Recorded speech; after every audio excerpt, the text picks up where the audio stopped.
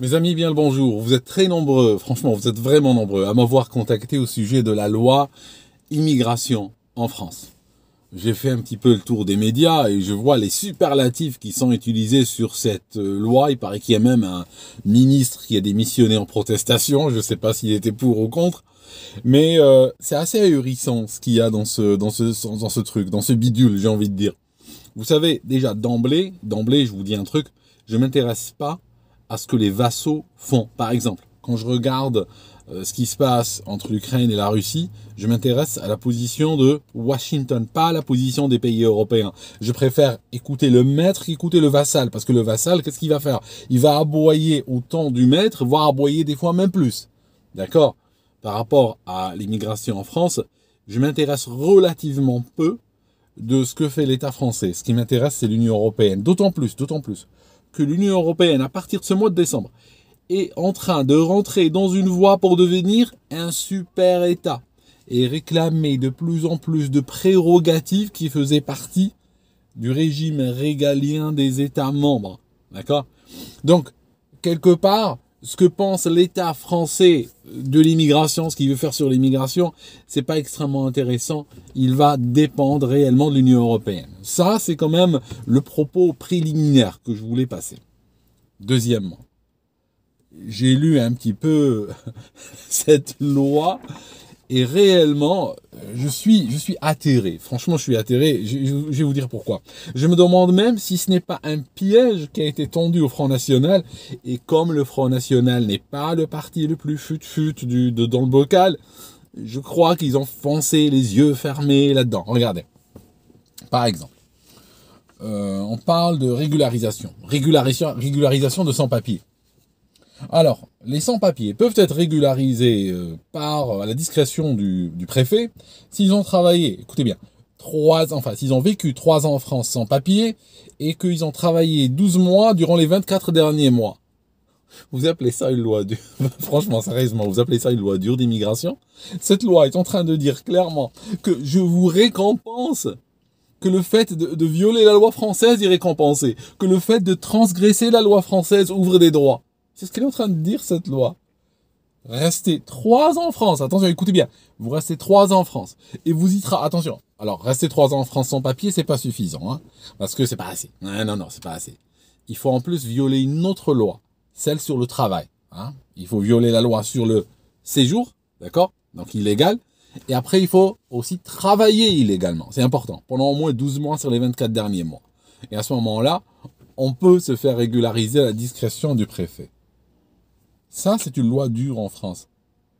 Au Royaume-Uni, juste pour vous donner un exemple, le Royaume-Uni, je le considère même pas comme un pays à la loi sur l'immigration dure, d'accord?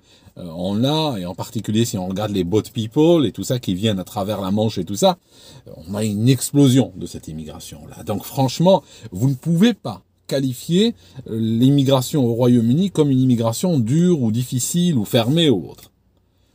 Vous savez combien de temps un illégal met pour se faire régulariser? Il met 20 ans.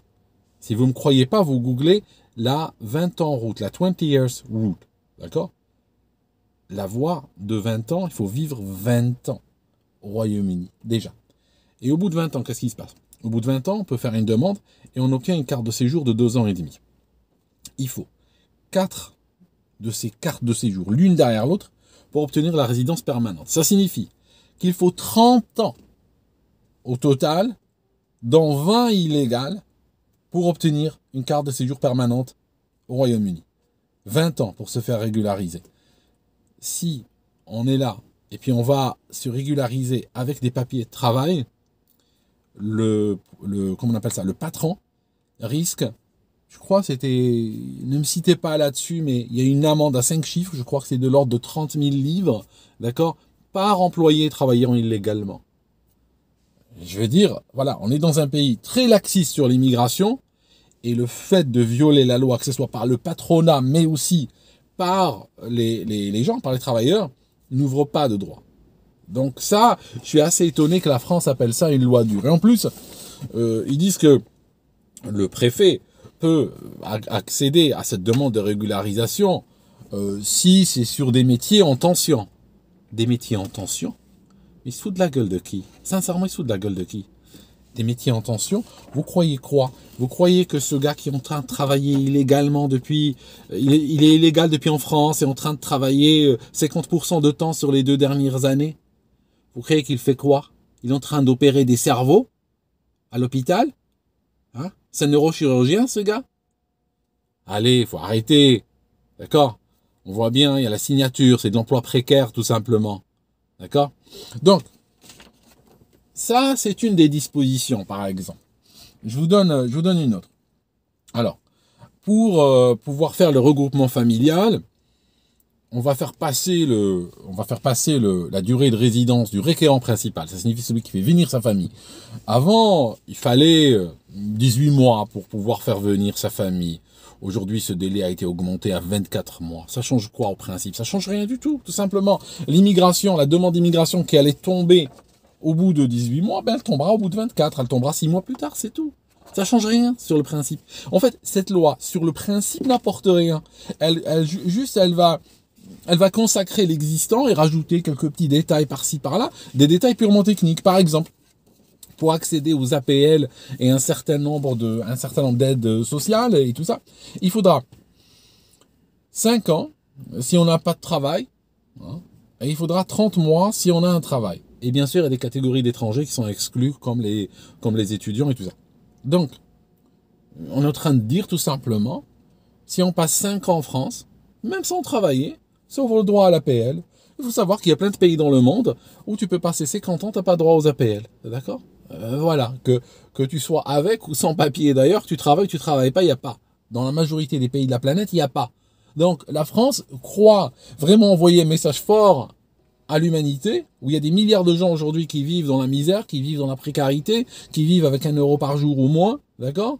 Elle croit envoyer un message fort en leur disant, parce que la France va le vivre comme ça, hein, quand on est dans les cercles parisiens, ça va se lire comme ça.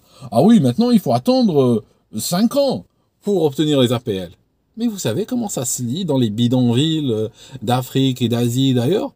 Ça se lit comme, waouh, en France, si tu passes 5 ans chez eux, ça t'ouvre le droit aux APL, même si tu travailles pas. Vous voyez, c'est juste une question de perspective, c'est tout. Et puis 30 mois pour ceux qui travaillent.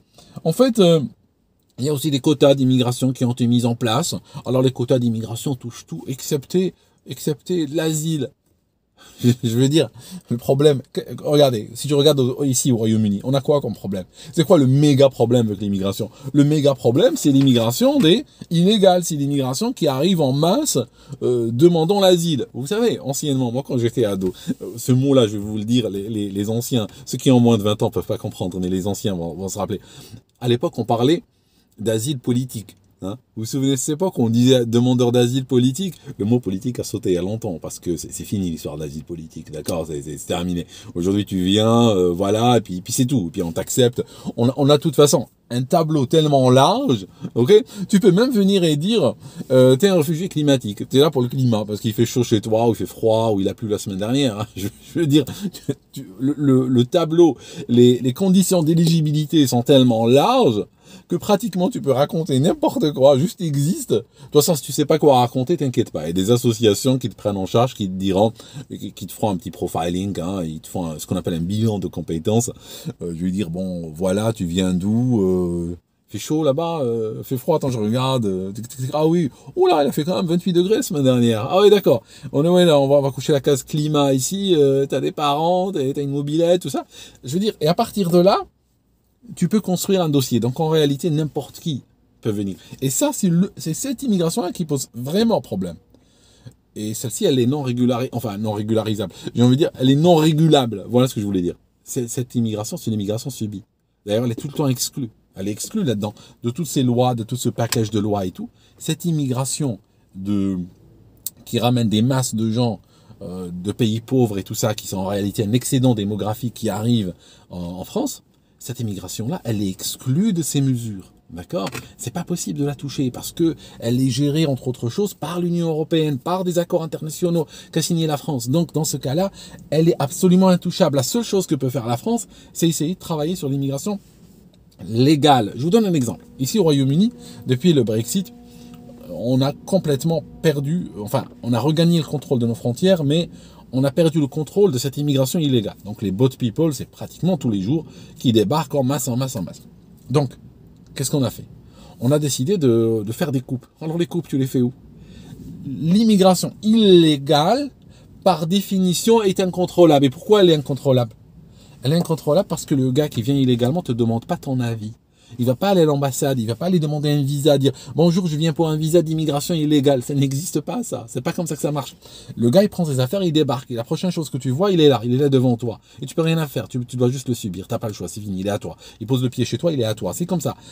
On peut rentrer dans le détail pourquoi c'est comme ça, mais c'est compliqué. Mais la réalité, en pratique, on est pragmatique. On n'est pas en train de parler de théorie ici. En pratique, il arrive chez toi, il est à toi. Donc, tu pourras toujours, soyez honnête, sur une barque ou sur une arrivée de 100 personnes, tu pourras toujours en renvoyer 5, on est d'accord. Mais ce qui m'intéresse, ce n'est pas les 5. Ce qui m'intéresse, c'est que la majorité, tu les gardes, sont à toi. Donc, ces gens-là, tu ne peux pas les réguler. Par définition même, ils ne sont pas régulables. Donc, tu régules qui? Ben, tu frappes sur l'immigration légale. Donc, au Royaume-Uni, qu'est-ce qu'ils ont décidé de faire? Ils ont décidé de serrer la vis, par exemple, aux médecins. Ils ont serré la vis aux étudiants et tout ça. Mais attends, tu es en train de me dire que tu es en train de réduire, on a des déserts médicaux ici, on a un système médical qui a collapsé, et tu me dis, ta priorité en termes d'immigration, en réalité, c'est pas ta priorité, mais en réalité, c'est ton levier, c'est le seul levier que tu peux contrôler. Eh ben, tu vas frapper dans l'immigration médicale. Des gens viennent, des infirmières, des sages-femmes, des chirurgiens viennent, on va taper dedans. On va leur rendre la vie difficile pour qu'ils partent ou ils viennent pas. Pourquoi? Parce que si j'arrive à économiser, allez, mettons que j'arrive cette année-là à faire en sorte que 2000 médecins de moins viennent, je pourrais peut-être dans ce cas-là accepter 2000 migrants, ça me couvrira 3 ou 4 jours du mois d'août quand les barques arrivent à flot. D'accord? Voilà, c'est comme ça que ça marche. On va supprimer 2000 médecins, comme ça on pourra ramener 2000 excédents démographiques d'un pays africain et s'en occuper. Vous voyez le truc? Donc, on est en train de faire comme la France, quelque part, au Royaume-Uni. On est en train de suivre exactement le même chemin. Donc, on fait plusieurs filtrages. Premier filtrage, on accepte l'immigration illégale. On accepte l'immigration de bouche. Deuxième filtrage, on exclut l'immigration qui peut apporter de la valeur. Cela, il faut partir. Allez, rentrez chez vous. Restez pas ici. D'accord? On doit accepter d'autres. Et puis, à terme, qu'est-ce qu'on fait? On dégoûte aussi les gens qui sont là depuis longtemps, qui sont intégrés et tout. On les dégoûte et ceux-là repartent. Donc, on va faire tellement de filtrage que on finit avec ce que vous savez, quoi. Ok, donc quoi encore? Le quota d'ailleurs n'est pas constitutionnel, semble-t-il, et il sera de toute façon rejeté à un moment donné, hein, donc ça va pas aller très loin. Droit du sol, il faudra juste demander entre 16 et 18 ans. Donc voilà, que va-t-il se passer? Est-ce qu'il y a un principe nouveau qu'on a apporté? Non, il n'y a pas de principe nouveau. Juste celui qui est né en France de par étranger doit se rappeler, il a une fenêtre de 24 mois, contre 16 et 18 ans. Il doit aller à la préfecture, il doit se déranger, il a 2 ans pour se déranger. Il doit aller à la préfecture, remplir un formulaire pour obtenir une nationalité française. Est-ce que ça enlève le droit du sol? Est-ce que ça retire le droit du sol? Non. Et il y aura de temps en temps, de loin en loin, un abruti qui oubliera de remplir et puis il n'aura pas le droit du sol. Mais en pratique, ça ne change rien. Donc ces mesures, regardons. Cette vidéo n'est même pas pro ou contre l'immigration. C'est même pas ça mon problème ici. C'est que qu'on soit pour l'immigration, qu'on soit pro-immigration à fond, ou qu'on soit contre l'immigration, ces dispositifs qu'on est en train de voir n'apportent aucun principe nouveau. Donc ils vont pas changer la donne, ils vont pas changer l'équation. C'est juste on prend une situation, puis on va saupoudrer 2-3 trucs par là. Ah là, il faut combien de temps? Il dit 18 mois, oh, fous-moi 24, vas-y, il faut mes 24. Des trucs comme ça en fait. D'accord, des mesurettes. Mais là où le Front National s'est fait avoir, ou le Rassemblement National, je compte en ancien front, vous savez, je suis ancienne école. Là où le Rassemblement National s'est fait avoir, mais s'est fait avoir en beauté, mes amis, c'est qu'il a voté pour cette loi. Alors que cette loi fait quoi? Cette loi est inefficace, d'accord? Elle est cosmétique, et elle vient braconner sur ses propres terres. Il a raté l'occasion de faire quoi? Et honnêtement, je suis observateur de politique ici au Royaume-Uni, en France, aux États-Unis, tout ça. Le propre de l'opposition, imaginons, c'est de l'opposition.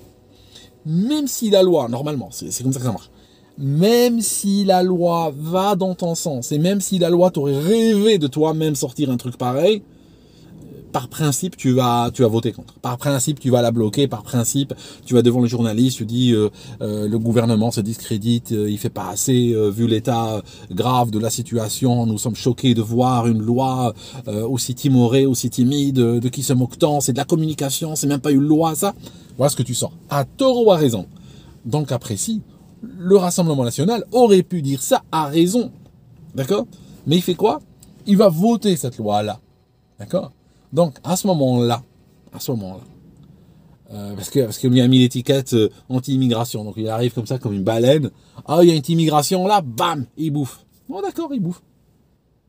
Le problème, c'est que maintenant, il donne des points au régime Macron sur un des thèmes principaux du Rassemblement national. Ça veut dire qu'aujourd'hui, beaucoup de gens qui sont au Rassemblement national se disent, mais de toute façon, si Macron fait du travail sur l'immigration, et qu'en plus, même le Front National lui donne un satisfecit sur ça, approuve son travail-là. Qu'est-ce que je fais, moi, au Rassemblement National? Voilà. L'État a ouvert les yeux sur les problèmes de l'immigration, le Rassemblement National valide, est d'accord, tout ça. Donc, qu'est-ce qu'on fait là-dedans? Pourquoi il existe, le Rassemblement National? Donc en fait, c'est pour ça que je vous disais, ils se sont fait avoir en réalité. Ils se sont fait complètement avoir, ils ont raté une occasion de montrer la timidité de cette loi, d'en pointer les contradictions, d'en pointer les insuffisances et réouvrir le débat justement sur l'immigration. Et ils font quoi? Bam!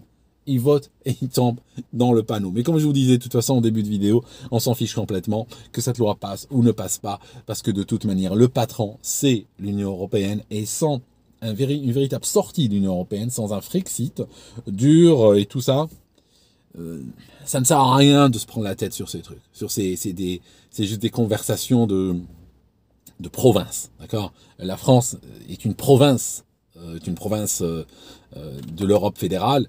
Et donc franchement, vous savez, dans toutes les fédérations, c'est pareil. Hein, vous allez les voir au Québec et ils pourront vous raconter des vertes et des pas mûres. Je veux dire, quand t'es dans un système fédéral, tu peux pas exercer ton pouvoir comme tu veux, quoi. Tu peux toujours localement essayer de te débattre un petit peu, gagner un centimètre par-ci, par-là, mais le gros de la politique, il vient d'en haut. Il vient de la Fédération européenne. Donc voilà, mes amis. Merci d'avoir écouté cette vidéo jusqu'ici, et puis on se voit dans une très prochaine. À bientôt.